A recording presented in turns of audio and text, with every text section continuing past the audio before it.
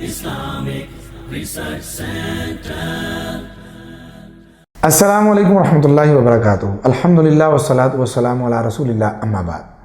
नाज़रीन किराम, शादियों का मौसम तो आता रहता है और यकीनन आप शादियों पे आते जाते भी रहते हैं, लेकिन क्या हमारे पास ऐसा कोई नबवी गिफ्ट नहीं है, रसूलुल्लाह सल्लल्लाहु अलैहि वसल्लम का बताया हुआ गिफ्ट नहीं है जो हम दूल्हे को दें?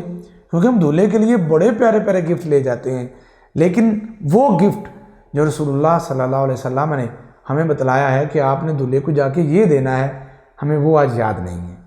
जो बंदा दूर दराज से सैकड़ों किलोमीटर्स का सफ़र करके जनाजा पढ़ने के लिए आए, उसे जनाजे की दुआएं याद ना हो तो वो मैयत का हक मार रहा है।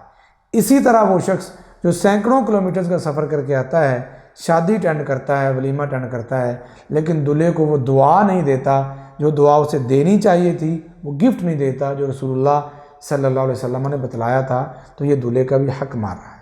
तो आइए वो छोटी सी दुआ उसे याद कीजिए जो जामे तिरमिज़ी के अंदर मौजूद है, सुनन नबी दाऊद के अंदर भी मौजूद है।